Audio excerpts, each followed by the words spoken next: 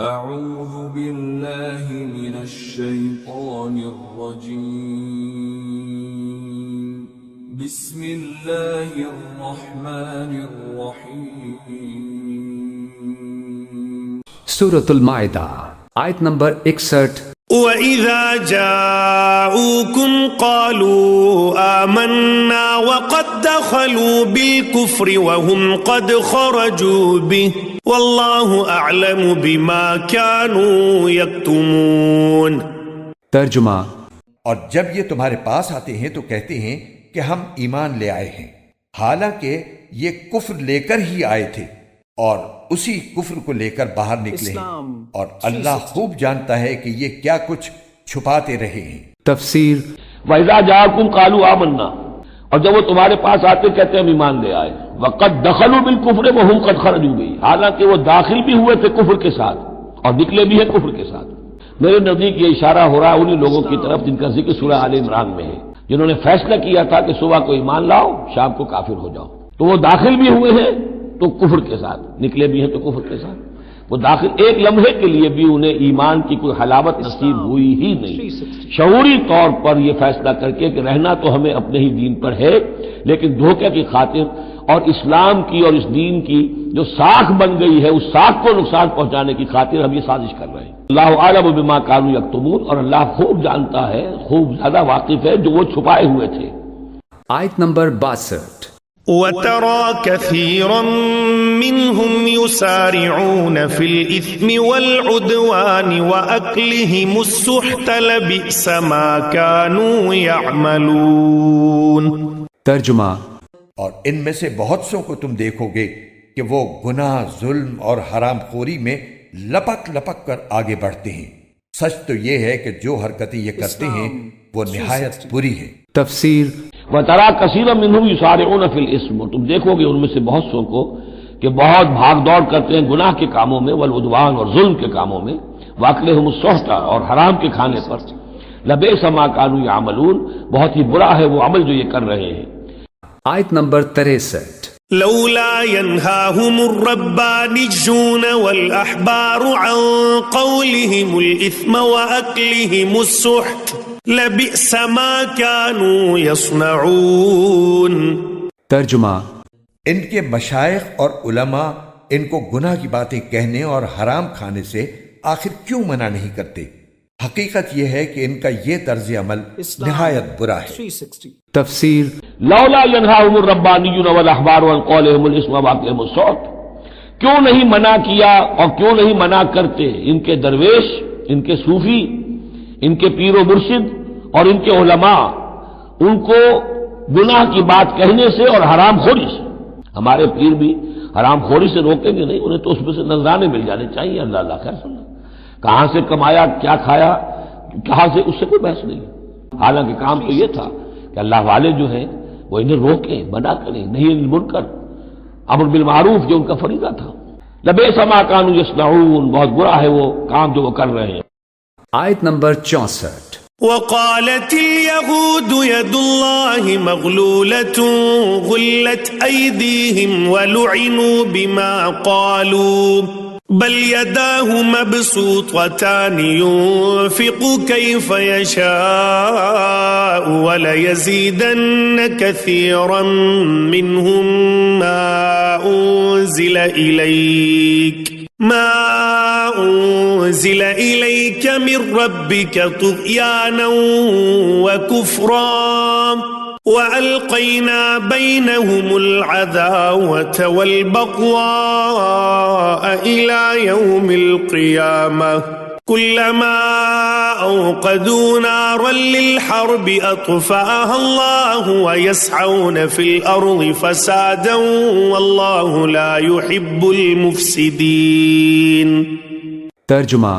اور یہودی کہتے ہیں کہ اللہ کے ہاتھ بندھے ہوئے ہیں، ہاتھ تو خود ان کے بندھے ہوئے ہیں، اور جو بات انہوں نے کہی ہے اس کی وجہ سے ان پر لعنت الگ پڑی ہے، ورنہ اللہ کے دونوں ہاتھ پوری طرح کشادہ ہیں، وہ جس طرح چاہتا ہے خرچ کرتا ہے۔ اور اے پیغمبر، جو وحی تم پر نازل کی گئی ہے وہ ان میں سے بہت سو کی سرکشی اور کفر میں مزید اضافہ کر کے رہے گی، اور ہم نے ان کے درمیان قیامت کے دن تک کے لیے عداوت اور بغض پیدا کر دیا ہے۔ جب کبھی یہ جنگ کی آگ بھڑکاتے ہیں اللہ اس کو بجھا دیتا ہے، اور یہ زمین میں فساد مچاتے پھرتے ہیں، جبکہ اللہ فساد مچانے والوں کو پسند نہیں کرتا۔ تفسیر جب مدینہ منورہ کے یہودیوں نے حضرت صلی اللہ علیہ وآلہ وسلم کی دعوت کو قبول نہیں کیا تو اللہ تعالیٰ نے ان کو تنبیہ کے طور پر کچھ عرصے کے لیے معاشی تنگی میں مبتلا کر دیا۔ اس موقع پر بجائے اس کے کہ وہ ہوش میں آتے، ان کے بعد سرداروں نے یہ گستاخانہ جملہ کہا۔ ہاتھ کا بندھا ہونا عربی میں بخل اور کنجوسی کے معنی میں استعمال ہوتا ہے، لہٰذا ان کا مطلب یہ تھا کہ معاذ اللہ تعالیٰ نے ان کے ساتھ بخل کا معاملہ کیا ہے۔ حالانکہ بخل کی صفت تو خود ان کی مشہور و معروف تھی، اس لیے فرمایا گیا کہ ہاتھ تو خود ان کے بندھے ہوئے ہیں۔ یہ یہودیوں کی ان سازشوں کی طرف اشارہ ہے جو وہ مسلمانوں کے دشمنوں کے ساتھ مل کر کرتے رہتے تھے، اگرچہ انہوں نے حضرت صلی اللہ علیہ وآلہ وسلم سے جنگ بندی کا معاہدہ کر رکھا تھا، لیکن در پردہ اس کوشش میں لگے رہتے تھے کہ مسلمانوں پر کوئی حملہ ہو اور وہ اس میں شکست کھائیں، مگر اللہ تعالیٰ ہر موقع پر ان کی سازش کو ناکام بنا دیتے تھے۔ آیت نمبر 65۔ ولو أن أهل الكتاب آمنوا واتقوا لكفرنا عنهم سيئاتهم ولأدخلناهم جنات النعيم۔ ترجمہ اور اگر اہل کتاب ایمان لے آتے اور تقوی اختیار کرتے تو ہم ضرور ان کی برائیاں معاف کر دیتے اور انہیں ضرور آرام و راحت کے باغات میں داخل کرتے۔ تفسیر ولو ان اہل الکتاب آمنوا، اگر اہل کتاب ایمان لے آتے، واتقوا اور تقوی کی روش اختیار کرتے، لکفرنا عنہم سیئاتہم، ہم ان سے ان کی برائیوں کو دور کر دیتے، ولادخلناہم جنات النعیم، اور ہم لازماً انہیں داخل کرتے نعمتوں والے باغوں میں۔ آیت نمبر 66۔ ولو أنهم أقاموا التوراة والإنجيل وما أنزل إليهم من ربهم لأكلوا من فوقهم ومن تحت أرجلهم منهم أمة مقتصدة وكثير منهم ساء ما يعملون۔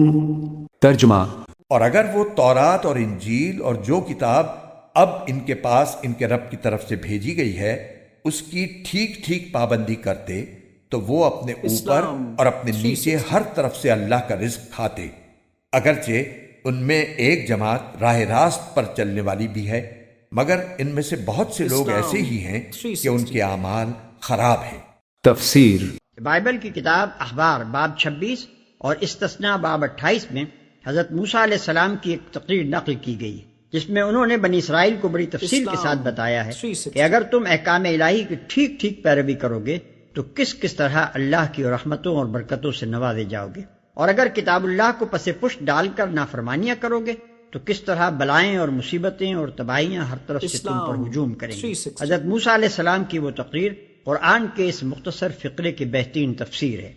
آیت نمبر 67۔ يا أيها الرسول بلغ ما أنزل إليك من ربك وإن لم تفعل فما بلغت رسالته والله يعصمك من الناس إن الله لا يهدي القوم الكافرين۔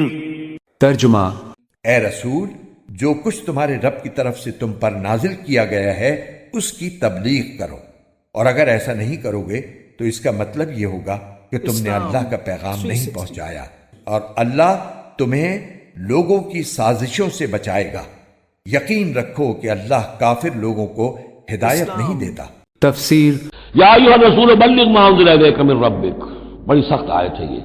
اے رسول پہنچا دیجئے جو کچھ نازل کیا گیا ہے آپ کی طرف آپ کے رب کی طرف سے، وَإِن لَمْ تَفْعَلْ، اور اگر بالفرض آپ نے ایسا نہ کیا، فَمَا بَلَّغْتَ رِسَالَتَهُ، تو آپ اس کی رسالت کا حق ادا نہیں کریں گے۔ یہی وجہ دیکھیے کہ قرآن مجید میں اگر حضور پر تنقید نازل ہوئی وحی میں وہ بھی موجود ہے۔ بلغ ما انزل الیک، ایک تو یہ ہے کہ آپ لوگوں کے خوف سے کچھ چھپائیں، ایک یہ کہ اپنی کسی مصلحت کی وجہ سے چھپائیں۔ کوئی شے بھی اگر جان بوجھ کر چھپا لی تو گویا کہ آپ فریضہ رسالت کی ادائیگی میں کوتاہی کا ثبوت دیں گے۔ واللہ یعصمک من الناس، لوگوں سے ڈرنے کی کوئی ضرورت نہیں، اللہ آپ کی حفاظت کرے گا لوگوں سے۔ ان اللہ لا یہدی القوم الکافرین، یقیناً اللہ تعالیٰ کافروں کو راہیاب نہیں کرتا۔